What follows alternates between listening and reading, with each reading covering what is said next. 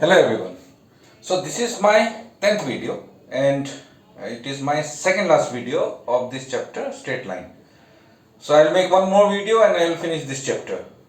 So in this particular video I'm going to discuss some more questions of your miscellaneous exercise.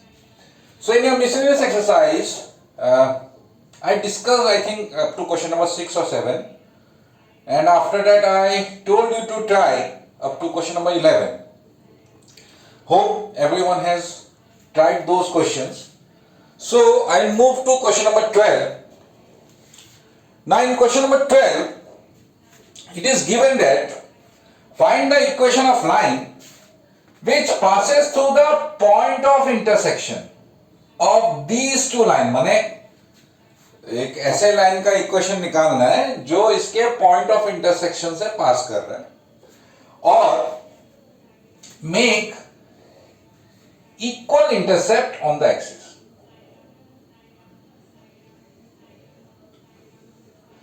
Equal intercept मेरे को इस line का equation निकालना है. Equal intercept का मतलब है दिस एंड दिस x में और y में this line will cut at equal distance. मतलब ये जितना होगा ये भी इतना ही होगा. तो मुझे इस लाइन का इक्वेशन लिखना है. Okay. Now, let the x-intercept be A, therefore y-intercept be equal बोला तो ये equal, ये भी ये होगा ये भी होगा. x-intercept is equal to A, therefore y-intercept equal to B. Hence, equation of y intercept a लेना है हमको, सेम है ना. तो हेंस इक्वेशन ऑफ लाइन मेरा होगा x by a plus y by b होना चाहिए, लेकिन यहां दोनों सेम है, a ही होगा. कटूंगा you can take LCM x plus y 1 x plus y equal to a. Equation 1. अभी मेरे को अगर इक्वेशन लिखना है so I should know the value of A. तो ए का वैल्यू मुझे पता होना चाहिए. अब ए का वैल्यू कैसे पता होगा? तो ए का वैल्यू हमें निकालने के लिए we will use the another fact given in the question. Question में एक और चीज हमको बताया गया है कि जिस लाइन का इक्वेशन लिखना है एक तो उसका x intercept y intercept same है. ये फर्स्ट कंडीशन है. उससे मेरे को कुछ मिल गया, एक इक्वेशन मिल गया. दूसरा कंडीशन बोला it passes through the point of intersection of these two equation. ये दोनों इक्वेशन दिया हुआ है ना. तो ये पॉइंट ऑफ इंटरसेक्शन मुझे निकालना है. कैसे निकालेंगे? दो इक्वेशन अगर दिया हुआ है, इन दोनों को सॉल्व करने के बाद में आपका यहां पे x और y का वैल्यू मिलेगा कि नहीं? कितना होगा? 4x प्लस 7y माइनस 3 और ये हो गया मेरा 2x minus 3y plus 1 equal to 0. इस इक्वेशन को हम लोग 2 से मल्टीप्लाई कर रहे हैं तो ये बन गया 4x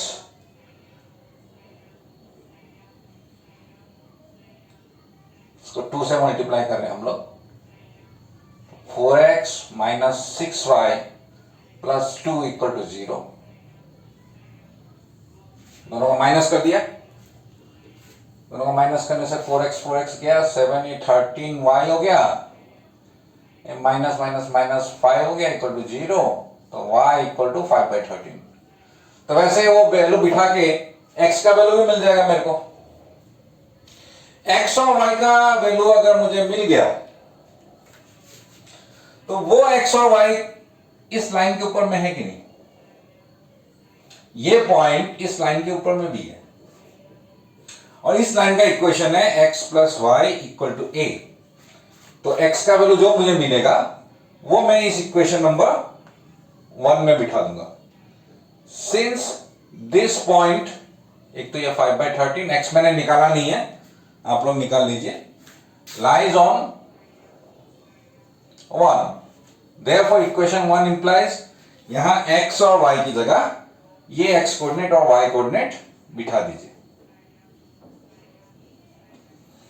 तो इससे आपको a का वैल्यू मिल जाएगा। ये a का वैल्यू आके जो भी मिलता है आके हमको यहां बिठाना है and you will get your final answer.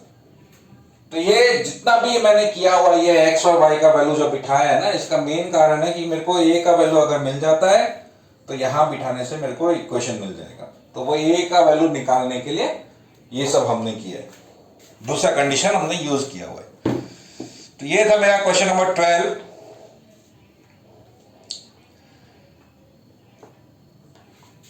13,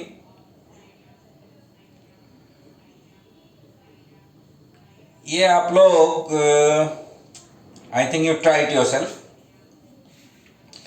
I discuss question number 14।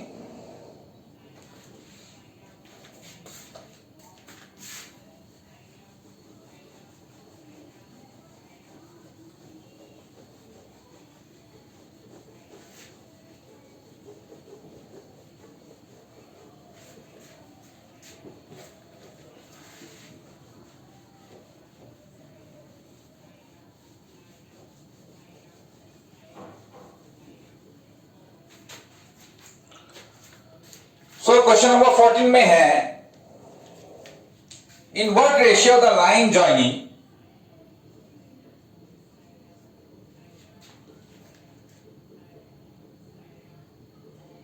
-1, 2 point का कोऑर्डिनेट दिया हुआ है एंड 5, 7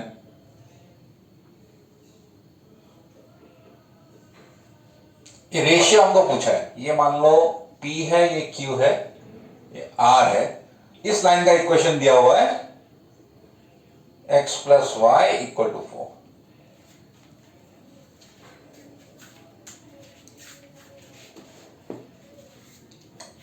ठीक है, तो हमसे पूछ रहे हैं कि ये किस रेशियो में इसको डिवाइड करेगा। So this question can be done in 2 different ways. इसको हम लोग 2 तरीके से कर सकते हैं। आई थिंक कौन सा मेथड ज्यादा अच्छा होगा? मेथड 1,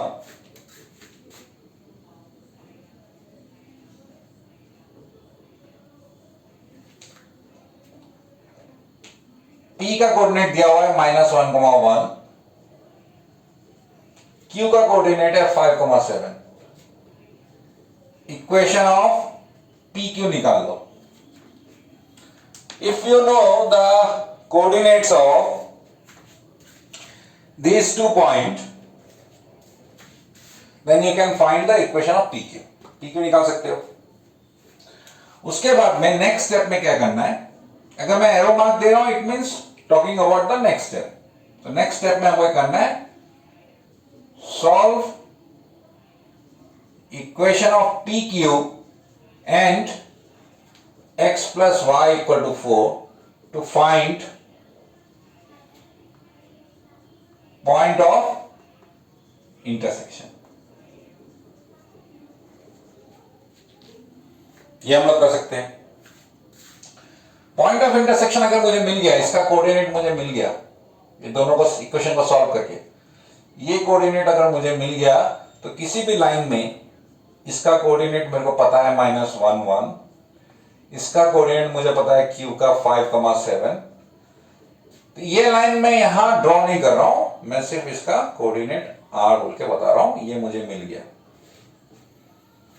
तो ये सेक्शन फॉर्मूला में मैंने कौन से एक्सरसाइज में, मोस्ट प्रोबेबली मैंने ये आपको फर्स्ट एक्सरसाइज के थ्योरी में समझाया था कि अगर ये कोऑर्डिनेट हमको पता चल गया, तीनों कोऑर्डिनेट पता है, तो इन व्हाट रेशियो आपको वो रेशियो निकालना है and that is a very simple process. Method 2, आप लोगों को जो भी मेथड इजी लगे आप उसी मेथड से कीजिए। हम लोग लेते हैं late R divides PQ in ratio K:1। So whenever we don't know the ratio, normally हम लोग क्या करते थे, M:n करते थे, क्योंकि रेशियो हम लोग हमेशा m/n लेते हैं। लेकिन it is better you take k/1 हमेशा, इट विल बी इजी। क्यों इजी है बताता हूं। m/n में मेरे अननोन्स कितने हैं? 2। m का वैल्यू भी पता नहीं है, n का वैल्यू भी पता नहीं है, ये भी मुझे पता नहीं है, ये भी मुझे पता नहीं है। तो 2 क्वांटिटी हो गया। अब यहां पे मेरा कितना क्वांटिटी है? 1 k वाला वैल्यू हमको पता है। नाउ द क्वेश्चन अराइजेस, अगर ये आंसर मेरा 5:7 आने वाला था तो हम लोग k/1 क्यों लेंगे? तो उसका एक सिंपल आंसर है। अगर 5:7 हमारा आंसर आने वाला है तो k का वैल्यू हमको 5/7 मिल जाएगा अपने आप। तो k का वैल्यू 5/7 मतलब 5/7:1, इसका मतलब है 5:7। तो k लेने से we do not have any disadvantage. हमारा डिसएडवांटेज कुछ नहीं है, जो आंसर आने वाला है वो आएगा ही। एक एडवांटेज है कि मेरे पास में वैल्यू निकालने के लिए सिर्फ एक क्वांटिटी है, और जितने कम क्वांटिटीज होंगे it will be easy for us to get this value. So like r divides pq in the ratio k/1, तो इसको k/1। So coordinates of r by section formula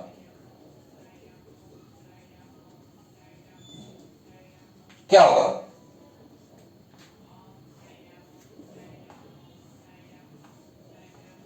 नीचे k+1 सेक्शन फॉर्मूला के k multiply होगा इस तरफ, 1 multiply होगा इस तरफ। तो अगर x कोऑर्डिनेट निकालना है तो k इसके x कोऑर्डिनेट से मल्टीप्लाई होगा, इसका मतलब होगा 5k। 1 इसके x कोऑर्डिनेट से माइनस प्लस 1 इंटू -1, और y कोऑर्डिनेट निकालना है तो k यहां y कोऑर्डिनेट से मल्टीप्लाई होगा 7k प्लस 1 इंटू 1। तो ये मेरा हो गया 5k - 1 by k plus 1, 7k plus 1 by k plus 1। Now just think of this, ये जो पॉइंट R है ये इस लाइन के ऊपर में है कि नहीं? Since R lies on x plus y equal to 4, अब कोई भी पॉइंट किसी कर्व के ऊपर में होता है तो हमको एक चीज हम लोग लिख सकते हैं कि इस x की जगह ये x कोऑर्डिनेट, इस y की जगह ये y कोऑर्डिनेट हम लोग बिठा सकते हैं। कोई भी पॉइंट अगर किसी कर्व के ऊपर में है तो x की जगह x कोऑर्डिनेट एंड y की जगह y कोऑर्डिनेट। देयरफॉर इस x की जगह मैं लिख रहा हूं ये value 5k - 1 by k plus 1, plus y की जगह मैं लिख रहा हूं 7k plus 1 divided by k plus 1 is equal to 4। क्या किया मैंने? इस इक्वेशन में x और y का वैल्यू बिठा दिया, और इसे अगर मैं सॉल्व करता हूं तो मेरे को k का वैल्यू मिल जाएगा, और k का वैल्यू अगर मुझे मिल गया तो मुझे ये रेशियो भी मिल जाएगा जिस रेशियो के बारे में हमसे पूछा गया। Okay, so this was your question number 14. I gave you 2 methods and you can use any of these 2 methods to get the value of the ratio or to find the ratio. Now moving to next question. Your next question is question number 15. Now question number 15 is very much similar to the question which I have shown you as miscellaneous example. तो miscellaneous example में मैंने आप लोगों को एक miscellaneous example दिखाया था. If you remember, ये था मेरा मिसलेनियस एग्जांपल 21. ये मैंने आपको दिखाया था most probably video 8th video में, वीडियो नंबर 8. तो 8th वीडियो में मैंने आपको एग्जांपल 21 दिखाया था. एग्जांपल 21 और एग्जांपल 15, क्वेश्चन नंबर 15 एक्सरसाइज का, they are same. Question number 16, it is also very similar to question number 15. मतलब अगर आप 14 मैंने आपको दिखाया था, मैंने जो आपको एग्जांपल 21 दिखाया था वीडियो नंबर 8 में. If you do that one, then you can do question number 15, and if you can do question number 15, I think you can do question number 16 also. Now talking about question number 17. The hypotenuse of a right angle triangle has its end at the points 1, 3 and -4, 1. There is a right angle triangle. Its coordinate is 1, 3 and -4, 1. Let it be A and B. उल्टा लिखेंगे ना, इसको C लिख लेते हैं. And this becomes B. This is a right angle triangle. Now they are asking, find the equation of legs perpendicular sides of the triangle. मतलब you have to find the equation of this line and this line, these two perpendicular sides.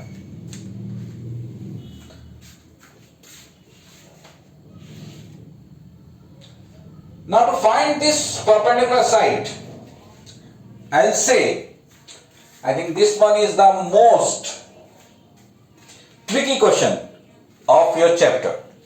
ये आप लोगों के chapter का सबसे tricky question है. And what is the irony and what is the problem here? Because the answer which is given in the back, that is also not correct. And why it is so? I'll tell you the reason. I'll show you the proof. I'll tell you the reason. And I'll give you one more thing. I'll tell you why the answer is wrong. Now, first thing, I don't know what is the coordinate of B.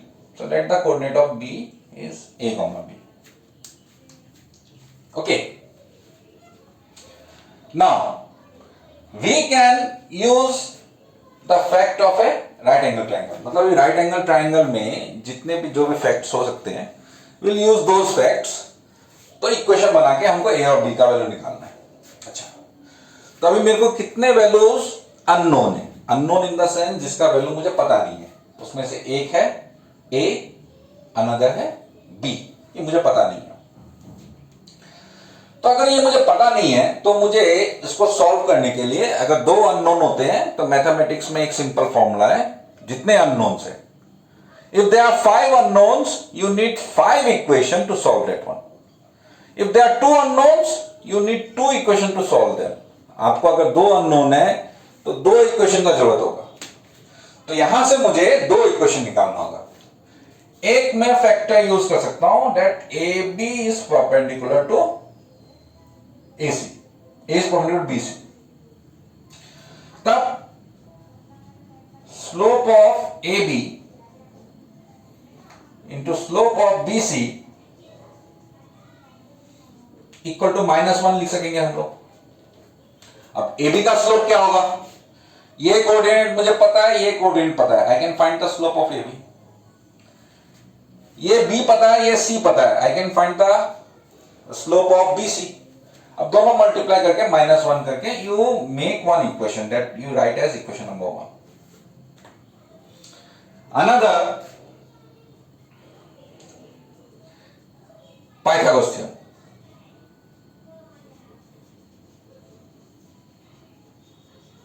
Pythagoras theorem we can use. We can find distance AC square equal to AB square plus BC square. And from you will get equation number 2. ठीक है. और क्या fact हो सकता है? एक right angle triangle में और तो कोई फैक्ट नहीं है. परपेंडिकुलर होगा, पाइथागोरस थ्योरम होगा. नाउ मैं इसको ज्यादा मैथमेटिकली बताना नहीं चाहता हूं, otherwise you will get confuse. लेकिन एक बात क्या है कि राइट एंगल ट्रायंगल अगर होता है, परपेंडिकुलर अगर होगा ना, तो पाइथागोरस थ्योरम हो गई. मतलब यहां से मेरे को जो रिजल्ट मिलने वाला है वो रिजल्ट यहां से भी मिलने वाला है. इसका मतलब ये है, इसका क्लियर कट मतलब ये है कि अगर ए बी बी सी के परपेंडिकुलर हुआ तो पाइथागोरस थ्योरम इसमें हो गई. अब मैं यहां यूज कर रहा हूं परपेंडिकुलर वाले से, मेरे को इक्वेशन बना रहा हूं. यहां मैं पाइथागोरस थ्योरम से इक्वेशन बना रहा हूं. परपेंडिकुलर होने से अगर पाइथागोरस थ्योरम हो गई, इसका मतलब इक्वेशन 1 और इक्वेशन 2 हमको सेम मिलने वाला है. You will not get different equation, हमको एक ही इक्वेशन मिलने वाला है. You can try it yourself. आप इसको सॉल्व करिए, you will get only one equation. एक ही सेम इक्वेशन मिलेगा. जो इक्वेशन नंबर 1 जो होगा, सेम इक्वेशन नंबर 2 होगा. इसका मतलब ए और बी निकालने के लिए मेरे को दो अलग अलग इक्वेशन का जरूरत था, लेकिन सेम इक्वेशन मिला. What does it mean? Why we are getting this type of problem?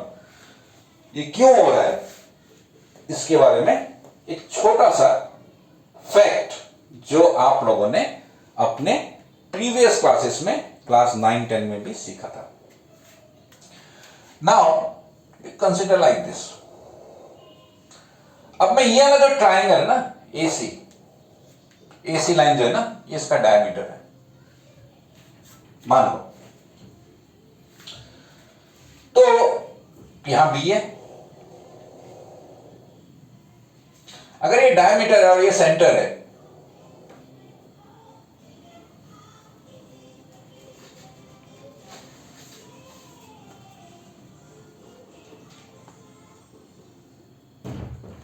तो ये बी होगा.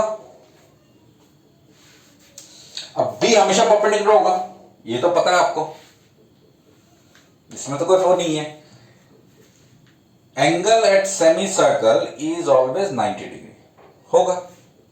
इसका मतलब ये पॉइंट यहां है, तो यहां का एक पॉइंट मैंने ले लिया, इसको मैं B1 बोल रहा हूं, इसको मैं बोल रहा हूं B2. तो ये अगर मैंने ज्वाइन किया तो ये मुझे 90 डिग्री मिलेगा कि. वैसा मैं अगर यहां पे एक और ले रहा हूं B3, इसको ज्वाइन किया, इसको ज्वाइन किया, ये 90 डिग्री होगी नहीं. यहां पे मैंने ले लिया B4, 90 डिग्री होगी नहीं. इसका मतलब B कोई एक फिक्स्ड पॉइंट नहीं हो सकता, मतलब कई पॉइंट्स में वो 90 डिग्री बनने वाला है. हम लोग क्या सोच रहे थे कि B यहां पे 90 डिग्री बन रहा है तो उसका एक फिक्स कोऑर्डिनेट होगा, लेकिन मुझे पता चला कि B ऐसे कई B होंगे. अगर एक सर्कल में मान लूं, AC को डायमीटर मान के अगर सर्कल मान लूं, तो इस सर्कल में रहने वाले सारे पॉइंट्स, जितने पॉइंट्स है, इनफाइनाइट पॉइंट्स है, हर कोई 90 डिग्री बनने वाला है. AB और BC वैसे 90 डिग्री बनने वाला है इन ऑल पॉइंट्स, इस तरफ भी, इस तरफ भी. इसका मतलब B फिक्स नहीं है. सो कोऑर्डिनेट्स ऑफ B हमको निकालने के लिए बोला था ना, क्वेश्चन नंबर 17. हमको इक्वेशन ऑफ द लेग्स निकालने का बोलता है. इक्वेशन ऑफ द लेग्स मतलब इसका इक्वेशन निकालना है. इक्वेशन निकालने के लिए मुझे इसका फिक्स्ड होना जरूरी था. ये लाइन अगर मेरे को फिक्स होगा तभी मैं उसका इक्वेशन निकाल सकता हूं. अब लाइन फिक्स नहीं होगा, एक लाइन ऐसा है, एक ऐसा है, एक ऐसा है, तो अगर वो फिक्स नहीं है, you can not find the equation. So हम लोग क्या लिखेंगे, as we know, if we make a circle taking diameter as AC, then all points, infinite points,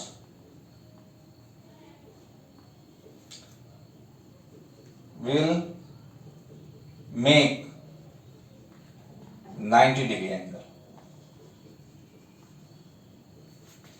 It means the third vertex is not a fixed one. Third vertex is not a fixed one, वो fix नहीं है, क्योंकि यहां पे भी हो रहा है, यहां पे भी हो रहा है, यहां पे हो रहा है. Third vertex is not fix one. So if it is not fix one, then equation of A B and B C can not be formed. उसका इक्वेशन नहीं मिलने वाला है आपको. जब फिक्स होगा तभी हमको उसका इक्वेशन मिलेगा. अगर फिक्स नहीं हुआ, वो पॉइंट इनफाइनाइट ऐसे पॉइंट्स हैं जहां पे वो 90 डिग्री एंगल बन रहा है, तो हम लोग जब उसको कंसीडर करेंगे, जिसका इक्वेशन निकालेंगे, उसका इक्वेशन निकालने के लिए हमको जो थर्ड कोऑर्डिनेट है वो फिक्स नहीं होगा तो हम लोग नहीं निकाल पाएंगे. सो हम लोगों को इसको यही खत्म करना है. इसका लेकिन आंसर आपका क्वेश्चन बैक में अलग से दिया हुआ है, and that answer is wrong. This is the correct way to approach this question. So I hope you have understood question number 17. I will discuss one more question. I'll give you hints, one more question, and I will finish my video for today. And my next video I will finish this chapter. Now question number is 17 done. Question number 18, the same type of question I did in my video number 8. So go through that video. You can do question number 18 yourself. Question number 19.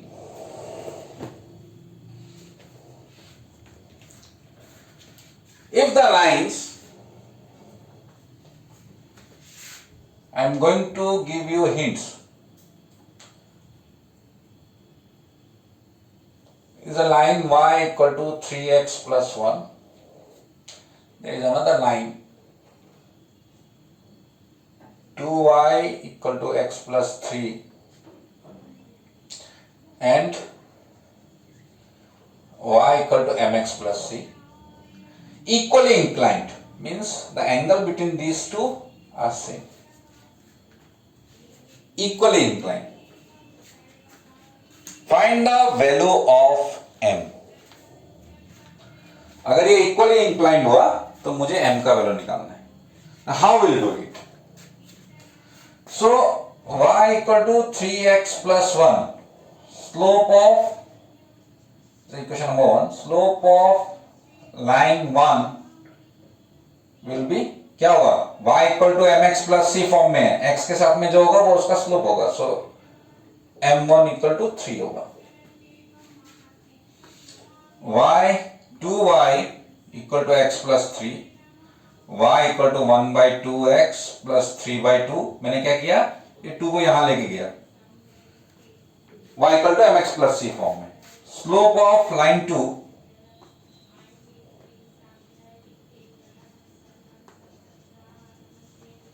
m2 equal to होगा मेरा x के साथ वाला value 1 by 2. ये आप लोगों को already आपने ये सीखा हुआ है. Also y equal to mx plus c. Number 3, slope of line यहां क्या होगा? m होगा.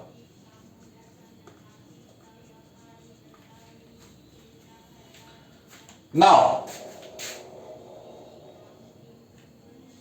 y equal to mx plus c makes equal angle with line 1 and 2. 1 और 2 दोनों के साथ में इक्वल एंगल बना रहे हैं. ये दोनों के बीच का एंगल क्या होगा? एंगल बिटवीन लाइन 1 एंड 3, ये 3 है ना, 1 और 3 के बीच का जो एंगल है, लेट एक्यूट एंगल बी 5, तो tan 5, ये हमने फर्स्ट या सेकेंड वीडियो में हमने निकाला था। दोनों का अगर मुझे स्लोप पता है तो उसका फॉर्मूला होगा m minus m1 by 1 plus m1। Then angle between line 2 and 3 is also 5। ये दोनों एंगल बराबर है, बताया हुआ है। It is given in the question that this angle and this angle are same. So 1 और 3 के बीच में, 1 और 3 के बीच में जो एंगल है, 2 और 3 के बीच में भी सेम एंगल है। तो इसमें tan 5, अच्छा ये मैं लिख लेता हूं यहां पे, m माइनस m1 क्या था मेरा 3, so m minus 3 by 1 plus 3m, ये मेरा होगा m minus m2 bye 1 plus m2, मतलब ये मेरा होगा m minus half by 1 plus m/2। तो दोनों सेम है। So this implies m minus 3 by 1 plus 3m is equal to m minus half by 1 plus m/2। मुझे m का value solve करना है, तो ऑब्वियसली मॉडुलस रिमूव करना है। m minus 3 1 plus 3m is equal to plus minus, modulus remove करने से plus minus, that I have told you in my many videos. Now you solve it. Once you take plus you will get one value of m, once you take minus you will get another value of m। So why we are getting two values? तो दो value हम लोग क्यों मिल रहा है? दो value मिलने का कारण है क्योंकि ये एंगल अगर इन दोनों के साथ में सेम बना रहा है, तो यहां पे भी इन दोनों के बीच में ये दूसरा लाइन है, ये लाइन भी y equal to mx plus c हो सकता है, which makes equal angle with this two line. तो इसलिए m का दो वैल्यू मिल रहा है क्योंकि दो एंगल के बीच से दोनों इक्वल एंगल, ये बाइसेक्टर के जैसा होगा, एंगल बाइसेक्टर। तो ये भी एक एंगल बाइसेक्टर है, ये दूसरा भी एंगल बाइसेक्टर है। तो यहां से m का जो दो वैल्यू मिलेगा, एक इस लाइन का स्लोप मिलेगा, दूसरा इस लाइन का स्लोप मिलेगा। तो हमको दोनों ही बताना पड़ेगा। तो ये आप लोग सॉल्व कीजिए। सॉल्व करने के बाद में, ये हम लोगों का क्वेश्चन नंबर 19 था। उसके बाद में हम लोगों के पास में सिर्फ 5 क्वेश्चंस बाकी है। And I am very sure in my next video all these 5 questions we can discuss, maybe 1 or 2 questions you can do yourself also. So this is my second last video, and in my next video I am going to finish the chapter. Thank you very much.